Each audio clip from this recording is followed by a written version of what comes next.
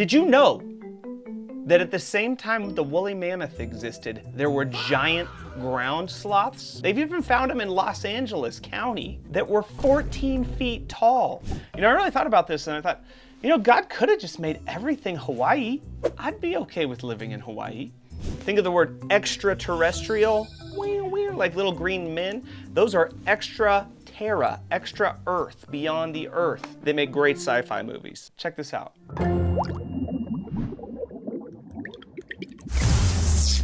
Redeem Academy. Yo, Science Squirrels, Johnny here with Redeem Academy. I'm here to help you get the most out of your education while giving God all the glory he deserves. Today we're on lesson 6 of the Ecology unit. It's all about biomes. We will be going over terrestrial biomes, aquatic biomes, and factors that affect biomes.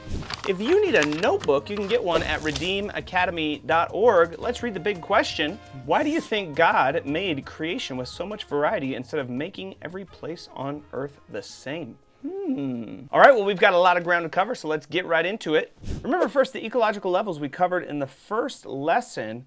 We've talked about individuals, we've talked about populations, we've talked about communities, we've talked about ecosystems. We're on to biomes now, which are large regions with the same ecosystem. So in today's notes, we'll be covering 4 terrestrial biomes, and I'll be talking about 2 aquatic biomes. The first type of terrestrial biome I'm going to cover is called a coniferous forest. So remember from our last lesson that terrestrial means on the earth or on land. Think of the word extraterrestrial, like little green men. Those are extra terra, extra earth, beyond the earth. That's the idea of aliens. They make great sci-fi movies. So 2 things that are going to affect every terrestrial biome and that are going to kind of separate one from the other are how hot or cold an area gets. We call this temperature.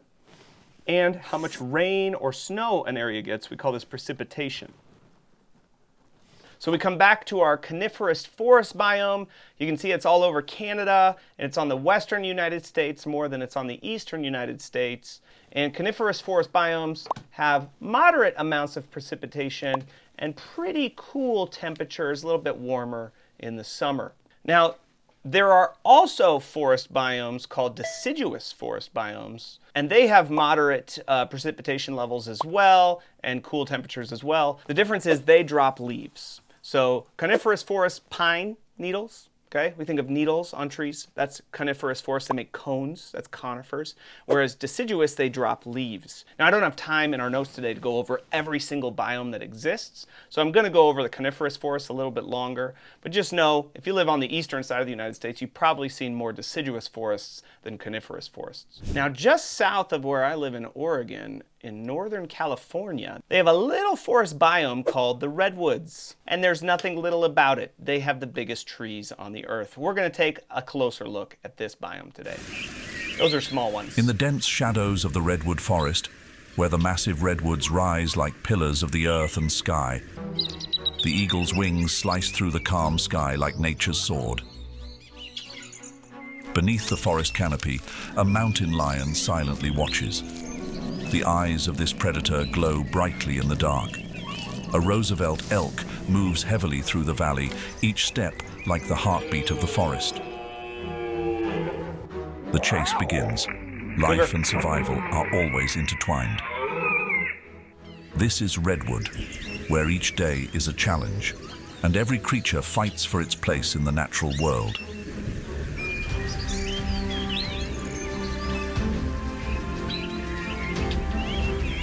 Established in 1968, Redwood National and State Parks protect the remaining redwood forests, one of the most unique natural wonders in the world. Check out the size of one of these trees. We photographed 300-foot tall, 1,500-year-old tree that survived being cut. And it's the scientists that study these trees, this is their favorite tree. It's the most complex architectural tree on earth that's known. But photographing it is nearly impossible.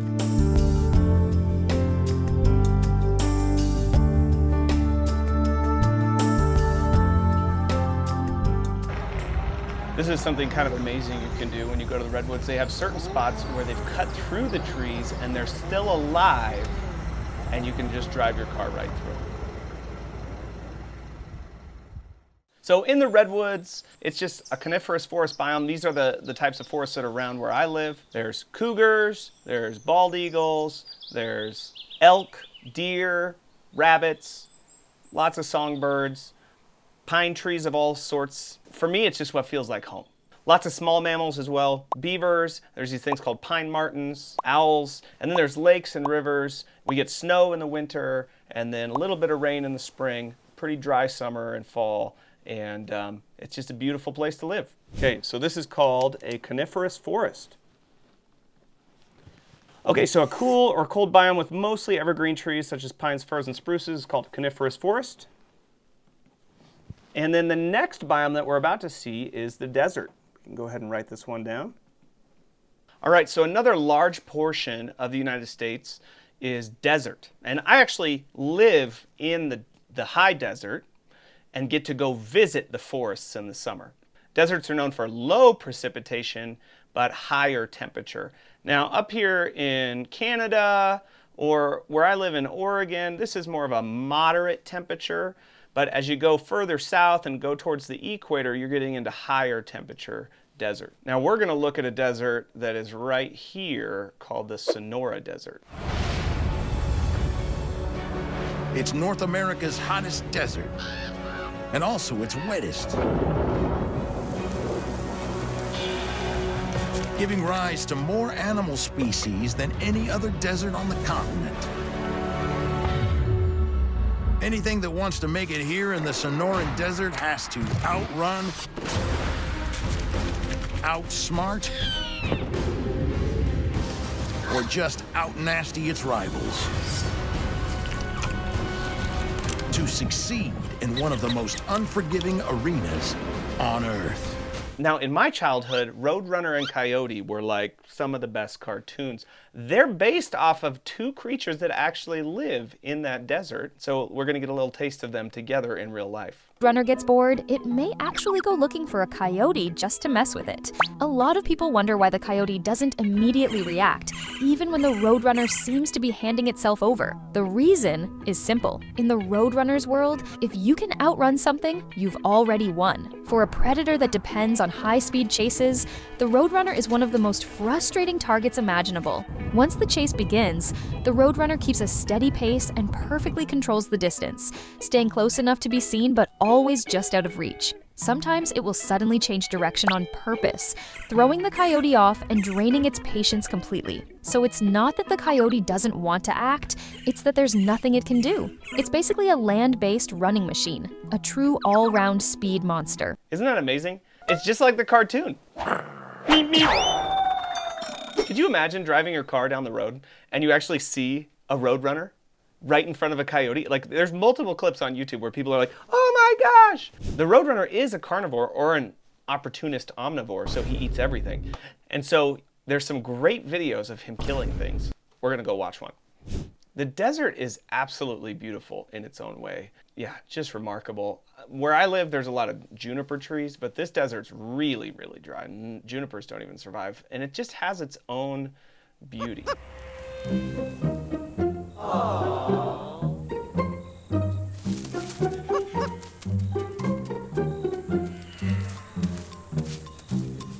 A Roadrunner, found only in the deserts of North America, built for a life on the ground. He can run at over 30 kilometers an hour, but the prey he seeks are one step ahead. Look at this. How brilliant is that? That guy just wiggles into the sand, no problem.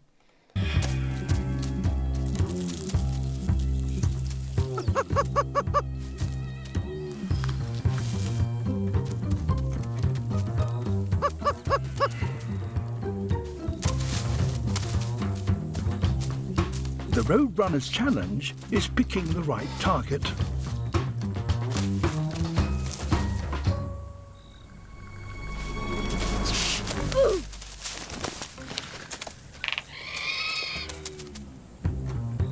right, he goes on to eat like a giant centipede in this one, but I'm going to show you the rattlesnake. Watch this.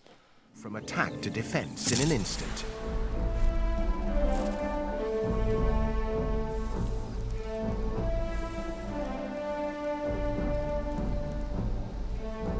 Her curved bill becomes a stabbing knife, wounding the snake and wearing it down.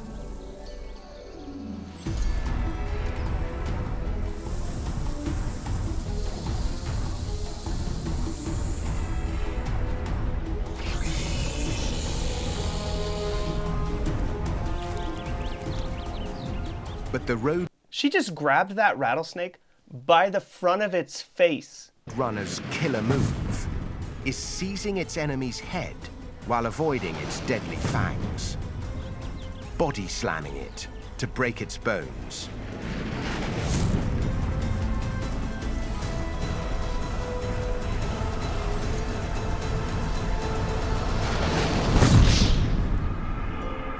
We have rattlesnakes where I live, and I love killing them as well. I hit them with the 6-foot shovel, though. I don't grab them right on the front of their mouth. That bird is tough. All right, so a dry environment with lots of sun is the desert, and it's got some amazing creatures living in it, including the roadrunner. In case you live in Kansas, and you're wondering what your biome is, or Nebraska, you are in a grassland. And precipitation is moderate, temperature is moderate. Next on the list, though, we're going to go down south, closer to the equator, and we're going to talk about rainforests where precipitation is high and temperature is high. Their canopies of green glitter in the sun. Their wildlife start to slither, chirp, and growl. And one of the planet's richest ecosystems comes to life. Rainforests continue to thrive, growing on every continent except Antarctica. Two types of rainforests are scattered across the globe: temperate and tropical. Temperate rainforests are mainly found in the mid-latitudes, often near cooler, coastal, mountainous regions. So notice temperate rainforest. So this is actually the mountain range right next to where I went to college, and it just rains all the time, but it's not very warm. And so it's just so wet. I actually went and did some research in a forest because I had a job in college and walked around in the forest, and you just get soaked. But it's freezing up there. So it's not what you think of when you think of a rainforest. It's called a temperate rainforest. You sink in 3 inches into the ground when you take a step because everything's just mud. But it is not a rainforest in the sense of like monkeys and snakes and jaguars. It's just a really wet coniferous forest. Tropical rainforests are primarily located in warmer climates, between the Tropic of Cancer and the Tropic of Capricorn. So tropical rainforest is what we think of, or at least what I think of when I think of a rainforest. The kind where there's jungles. As their names imply, temperate and tropical rainforests are the wettest forests on Earth, receiving up to about 33 feet of rain per year. Now I love this graph because this shows you kind of the major 7 biomes that exist. Okay, desert, tundra, coniferous forest, grassland, shrubland, temperate deciduous forest, and rainforest. And you could sort it out. You could have more like 8 or 10 biomes if you really want to sort things even further.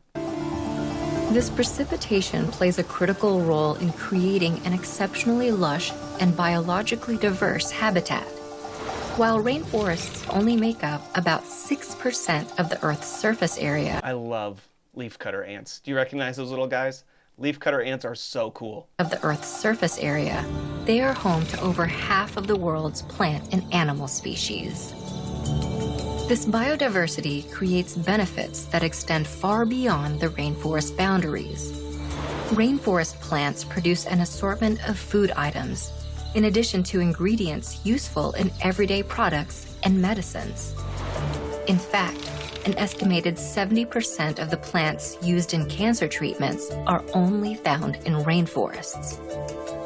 On an even larger scale, rainforests help to stabilize the planet's climate. Sloths. We have to talk about sloths. Did you know that at the same time the woolly mammoth existed, there were giant ground sloths? Now, I brought in Spider-Man just so you'd have a frame of reference.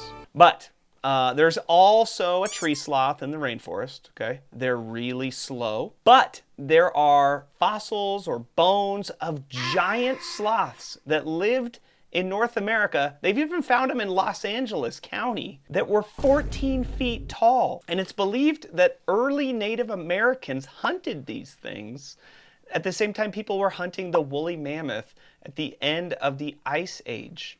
Crazy. And it's probably the end of the Ice Age that wiped them out, the same as the woolly mammoth. I don't know if you've seen Jurassic Park, but I say we bring back the woolly mammoth and the giant sloth.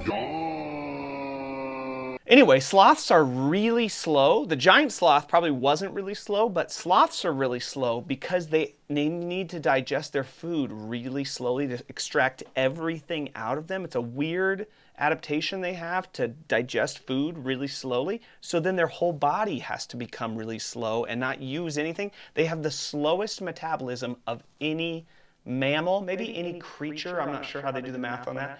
And they just sit there in the tree and do nothing all week while they eat leaves. And then once a week, they travel down the tree, poop on the ground, come back up, and just sit there chilling. They're the weirdest little creatures. But to think they're probably related to the giant sloth, like maybe they're all from one original created sloth type that God made. Crazy. So sloths, monkeys, toucans, frogs, and everything else in that picture live in the rainforest. And the rainforest is a hot, wet biome with lots of rain, tall trees, thick plants, and many kinds of living things. All right, and the last biome we're going to talk about is a cold biome with frozen soil called permafrost, and it's called the tundra. So the tundra is up at the top of North America, and it is the northern part of Alaska and Canada. It has low levels of precipitation, and it is very cold. No discussion of the tundra would be complete without watching a wolf chase a caribou. That is a baby caribou. And the caribou are working their way across the tundra. Now notice that the tundra has no trees. The reason the tundra has no trees is because the tundra has permafrost. Not a single tree out there. Permafrost is where the frost is permanent. Okay? The ground is permanently frozen. Sometimes, like the first couple inches defrost in the summer months, which is like 2 months. But deeper down, it's always frozen down there. And so tree roots cannot penetrate the ground, so trees cannot grow. In addition to that, the sunlight is not like 90 degrees to the ground like it is on most of the earth. It's coming down at like a pretty obtuse angle. I don't know if that's the right word. And so the plants don't get as much intensity of sunlight, so the trees probably wouldn't be able to grow even if the ground wasn't frozen. Oh, it's on Donkey Kong. A wolf has finally picked up the trail. The caribou are close.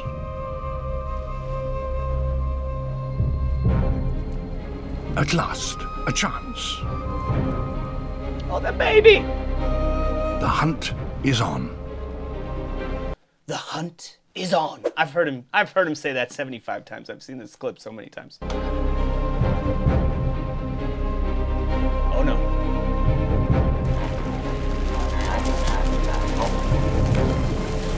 The wolf panics the herd, and the weak and young are singled out.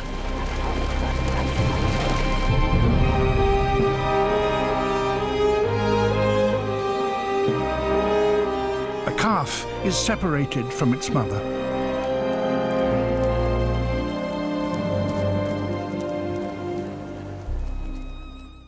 Oh. But wait. You see these adorable little puppies? These adorable puppies wouldn't get to eat if their mom didn't go and kill that caribou. So, mom's got to feed her puppies, you know? So, welcome to the Tundra. Also a great truck from Toyota. All right, now there are really, if you ask most people, 8 total major terrestrial biomes. And I have an activity in your curriculum where you can actually do quite a bit more with them. All right, now that brings us to the aquatic biomes. Aquatic biomes can be divided into freshwater and saltwater.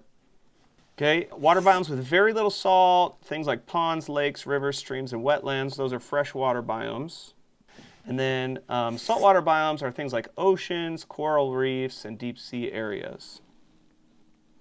Now, I wanted to mention those in today's lesson, and I can just tell this one's getting long already, so I'm not going to go any more in depth than that. But there are a few things that affect, is it a marsh? Is it a river? Is it a bay? Is it a coral reef? And so I'm just going to go over real quick those three factors. The biggest factor is how much salt is in the water, and we got a big word in science for that. It's called salinity. Okay? But then how deep your water goes is going to affect things quite a bit as well. We're just going to call that depth. And then how fast the water is moving, which we're just going to call movement, is also going to have a big effect. All right, and that brings us back to the big question. Why do you think God made creation with so much variety instead of making every place on earth the same? I really thought about this, and I thought, God could have just made everything Hawaii. I'd be okay with living in Hawaii. But God chose to create so much diversity in the way he made the earth. And as I thought about this, it always goes back to who God is. The way he does things is a reflection of who he is. And I just thought of a few verses from the Bible where the Bible kind of tells us that these different features of the earth speak about the very nature of God. Psalm 19:1 is maybe my favorite verse about science and God. The heavens declare the glory of God. When you see the sunset, I live in a place where we have just amazing sunsets, and there's something about a sunset that just fills you with awe and just gratitude and the beauty of it. And it brings me to worship.